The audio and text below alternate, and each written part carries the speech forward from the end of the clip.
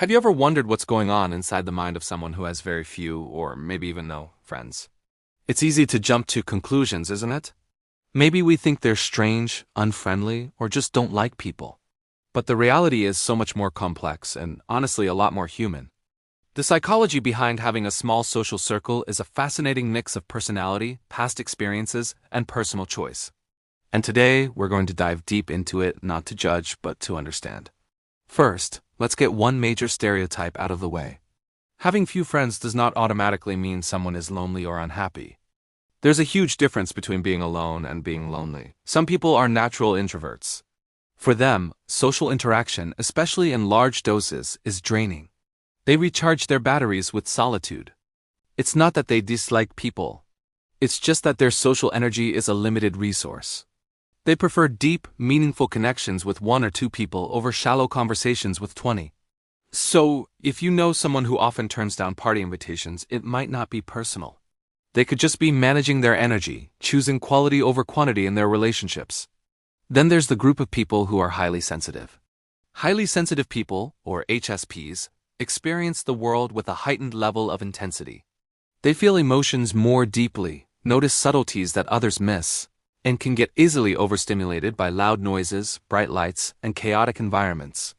For an HSP, a busy social gathering can feel like a sensory assault. They might withdraw to protect themselves from this overwhelm. Their preference for a quiet life and a small, understanding circle of friends is a form of self-care.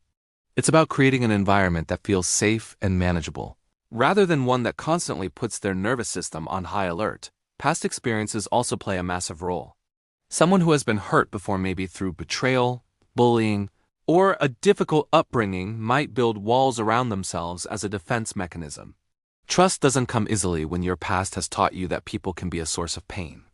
They might be cautious, taking a long time to open up to others. This isn't because they're unfriendly. It's because they're protecting a vulnerable part of themselves. They might be waiting for someone to prove they are trustworthy and safe. This self-preservation instinct is powerful, and it can take a lot of time and positive experiences to gently lower those walls. Another reason can be social anxiety. This is different from introversion. While an introvert chooses solitude to recharge, someone with social anxiety might desperately want to connect but is held back by an intense fear of judgment. They worry constantly about saying the wrong thing, being awkward, or being rejected. This fear can be so paralyzing that it makes avoiding social situations feel like the only option. It's a painful internal conflict. They see others connecting and wish they could do the same, but the anxiety acts like an invisible barrier, keeping them isolated. It's not a choice. It's a mental health challenge that requires compassion and often professional support.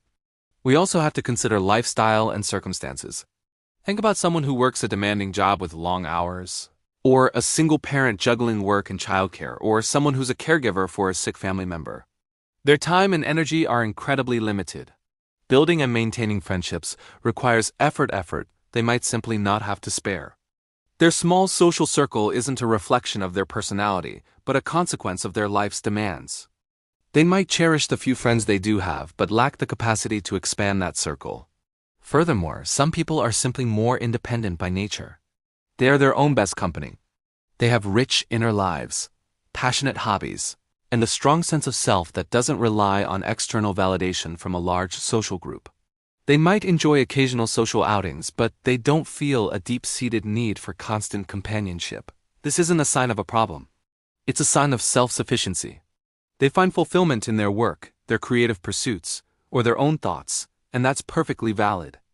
Society often pushes the idea that being a social butterfly is the ideal, but many people find just as much joy and contentment on a quieter path. And let's not forget about those who have moved around a lot. Starting over in a new city or country as an adult is tough. You leave your established network behind, and creating new, genuine connections takes time and vulnerability. It's hard to find your people when you re the new person in a community where friendships have already been formed. It can be a lonely phase, but it's often a temporary one. So, what can we take away from all this? The most important thing is to approach people with curiosity and empathy instead of judgment. The person who eats lunch alone or never joins after-work drinks might not be antisocial. They might be an introvert recharging, a highly sensitive person avoiding overstimulation, Someone healing from past wounds, a person battling social anxiety, or simply someone with a full and demanding life. And if you are someone with few friends, know that there is nothing wrong with you. Your worth is not measured by the number of contacts in your phone. Whether by choice or by circumstance, your path is your own. If you desire more connection, be gentle with yourself. Start small. Join a club based on a hobby you love, whether it's hiking, book club, or board games. This puts you in a low-pressure environment with people who already share an interest. If you feel that anxiety or past trauma is holding you back, please consider reaching out to a therapist or counselor. Talking to a professional can provide you with the tools to navigate these challenges and build the connections you desire in a way that feels safe. There is strength in seeking help. Ultimately, understanding the psychology of people with few friends is about embracing human diversity. There is no one-size-fits-all formula for a happy life. For some, happiness is a crowded party. For others, it's a quiet evening with a good book or a deep conversation with a single trusted friend. Let's create a world where both are celebrated. Thanks so much for watching and for opening your mind with me today. If this video resonated with you, give it a like and consider subscribing for more content that explores the complexities of the human mind. See you in the next one.